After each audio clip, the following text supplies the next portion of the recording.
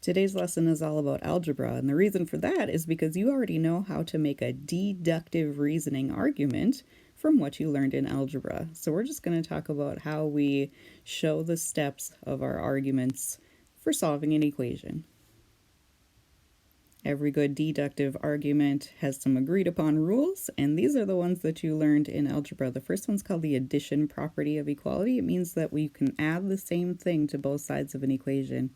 For this equation, I can see that I would probably add 10 to both sides of that equation. And the property that allows me to add 10 to both sides of that equation is called the addition property of equality. There's a subtraction property too on this one. I could subtract, what would I subtract? 3x from both sides. And I'm allowed to do that because of the subtraction property. The next one, multiplication property. I can multiply both sides by 5, which cancels out that bottom 5 over here. And does that look right? Multiplying something on both sides.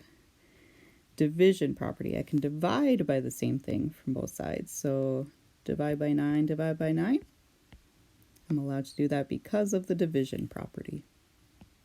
The substitution property is a little more complicated, but we've used this lots of times to check our work. It has two statements, actually. It says that AB is equal to 12, and AB plus BC is equal to AC. And so we're going to plug something in. We're going to substitute. So do you see this AB? It was mentioned up above there. What can I replace AB with? Well, if AB is actually equal to 12, like a substitute teacher, right? We've got another teacher to come in. So we are going to replace AB with the number 12. So that move, going from this segment addition looking postulate thing to here, was called the substitution property.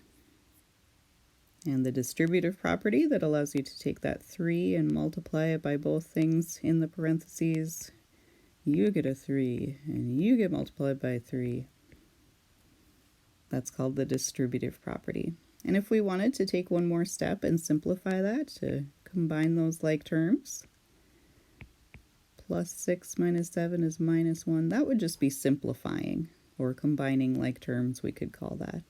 But the distributive property happened in that step above. All right, here we go, our first deductive reasoning argument. We are going to start with a given, and that should look a little bit familiar. We always start at a given, and we try to make a logical chain to show some sort of conclusion. The way I'm going to have you format those arguments is I'm going to have you label statements in one column and reasons in another column. That'll make sure that every statement we make is backed up by a reason, and that's the signs of a good deductive argument. We're always going to start at that starting point, the given. So that'll be our first step. We can make that statement because it was given to us.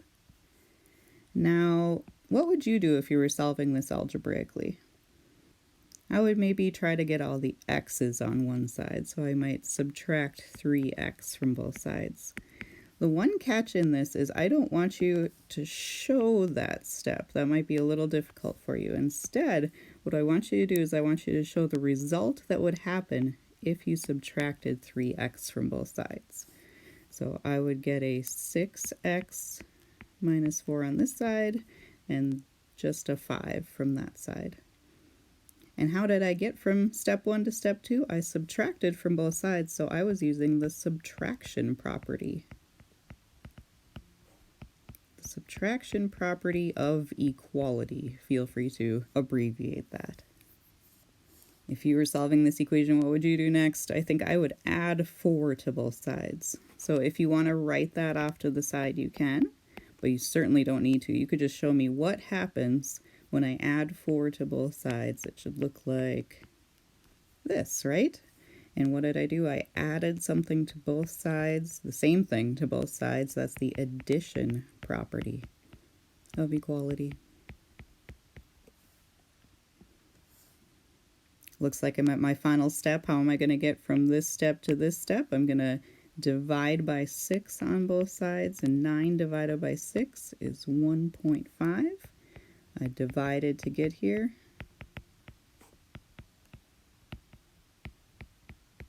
And we just made our first deductive reasoning argument because it had a logical chain that led from that original statement to this one. Let's get set up again. Statements and reasons.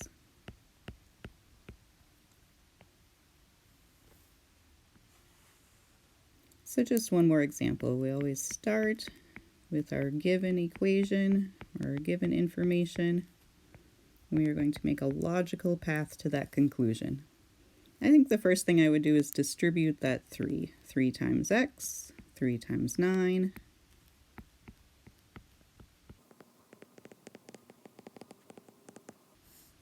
I'm feeling like I need to do something with these x's. What do I need to do?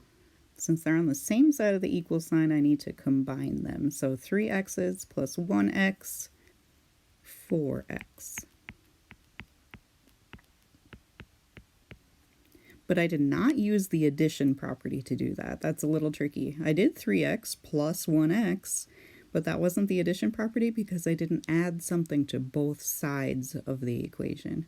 If I add the same thing to both sides, that's addition property. If I just add together two numbers or two variables, that's just called simplifying or combining like terms.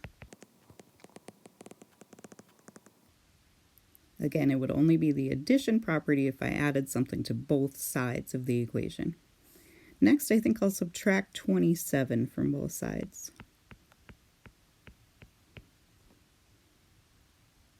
I'm allowed to do that because of the subtraction property.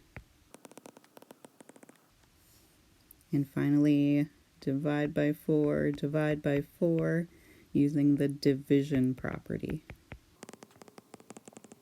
We know that's deductive reasoning because we made it from an original if to a final then. If x works in this equation, then x is -4. And that was a deductive reasoning argument.